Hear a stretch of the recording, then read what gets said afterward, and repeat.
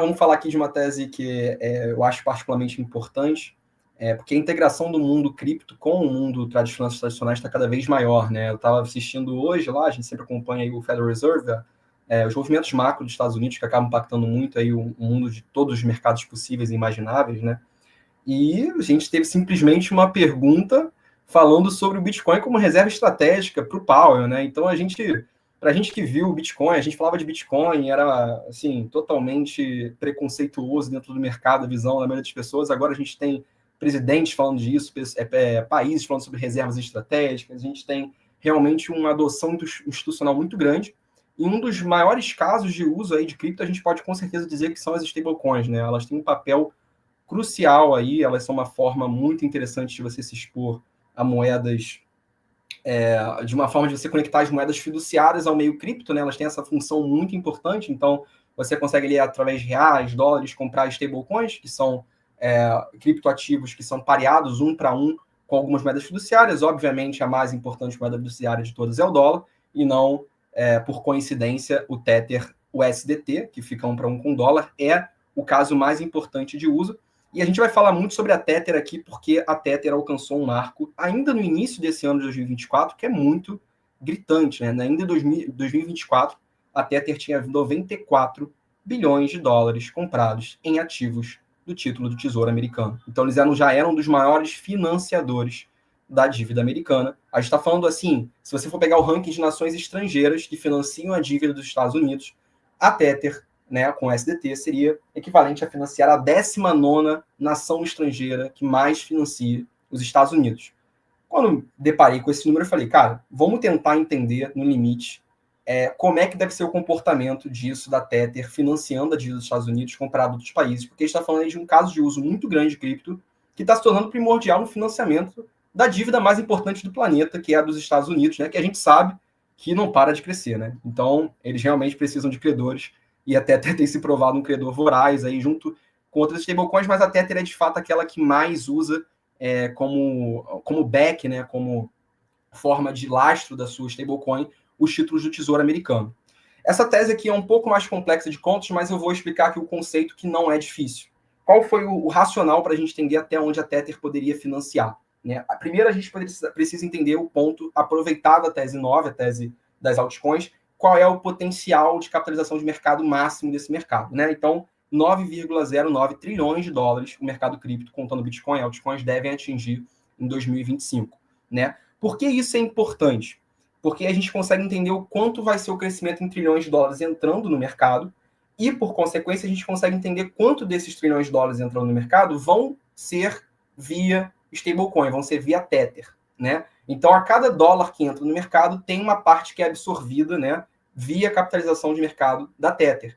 E é um motivo muito, muito lógico, né? Quando a Tether aumenta a sua capitalização de mercado, é um sinal de liquidez entrando no mercado, que são pessoas começando a ter ativos que podem comprar Bitcoin, podem comprar Ethereum, podem fazer compras via on-chain, dentro das corretoras. Então, são ativos muito estratégicos para a realização de lucros e para a entrada no mercado. Então, o aumento da liquidez via stablecoins é um sinal de crescimento do mercado, mas também a gente pode estimar, se a gente sabe quanto é a nossa estimativa de quanto o mercado deve chegar em capitalização, a gente pode também ter uma estimativa de quantos Tethers vão estar sendo impressos, quanto vai ser o mercado circulante dessa stablecoin muito importante. Tá? Vou falar alguns dos números aqui que são importantes de serem ditos, né? Vamos lá.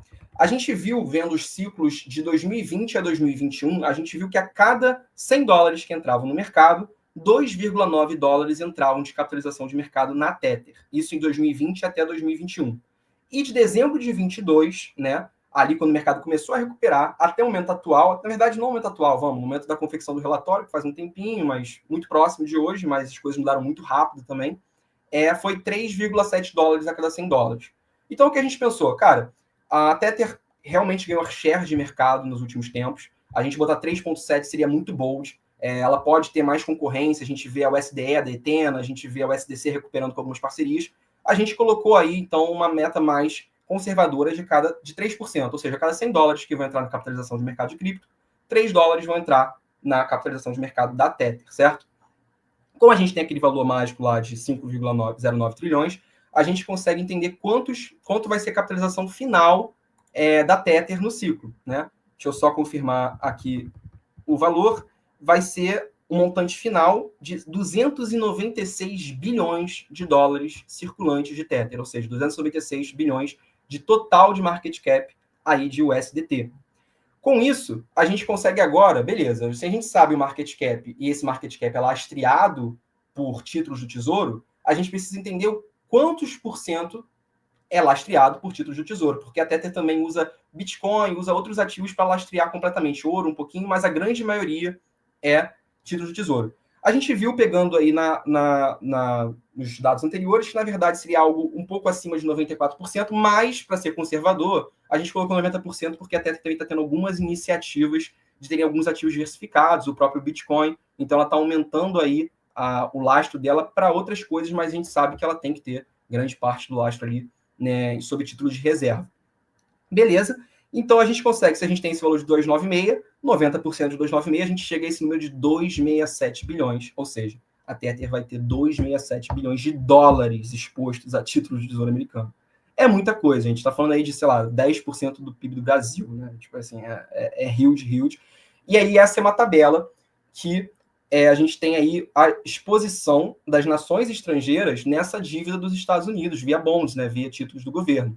E se você for pegar 267, você vai ver que ela ficaria acima da Índia, né? Então ela ficaria na 12ª posição, ela saltaria em um ano 7 posições, ela estaria muito próximo do top 10 de nações estrangeiras que estão mais expostas, que são os principais credores da dívida americana. Então a gente vê que basicamente hoje as stablecoins são uma forma importante dos Estados Unidos se financiar. E como eu falei, a gente sabe que a dívida americana tem crescido aí de uma forma muito acelerada depois da pandemia, né? Então, assim, o resumo da tese a gente pode dizer que em 2025, a tendência é que a Tether seja pelo menos a 12ª nação, equivalente à 12ª nação estrangeira com mais exposição ao título da dívida americana, o que torna muito difícil os Estados Unidos atacarem diretamente as stablecoins, e a gente vê esse novo movimento pró-regulatório com o Trump, essa chance aí, então, fica muito, muito baixa, né? Ele está indicando aí para a SEC pessoas favoráveis a cripto, a gente viu 282 candidatos pró-cripto eleitos, inclusive um dos motivos que a gente está muito animado com 2025 é que a gente também tem esse lado regulatório muito mais favorável, né, Rony? Então, sim, gente, é uma base muito legal da inserção do cripto, do macroeconômico, e a gente não pode dizer que essas coisas estão separadas. Quando a gente vê assuntos como reserva estratégica de Bitcoin, quando a gente vê assunto do Bitcoin ser debatido como ouro digital pela BlackRock, como hard asset, quando a gente vê a importância do que as stablecoins já alcançaram, né? E o mais impressionante é que até tem uma equipe, eu esqueci, Rony, acho que 30 pessoas, assim, é uma eficiência brutal da operação pouca deles. gente. É muito pouca gente. Então, assim, a gente está falando de cripto realmente revolucionando e impactando o mundo das finanças tradicionais. Então, é uma tese bem legal para a gente ver o impacto e essa integração aí do mundo das finanças tradicionais com as finanças descentralizadas, né?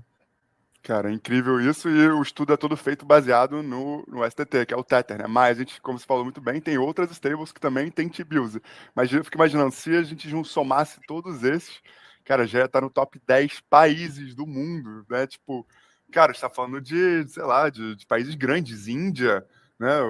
Porra, Canadá, Reino Unido, China, Japão, né? Essa galera aí tá pau a pau com bom, que não seja só a Tether, mas que seja as stablecoins do mundo cripto, né? E, cara, de novo, essa é a previsão para 2025. Imagina o que não vai acontecer em 26. Imagina o que não vai acontecer em 27.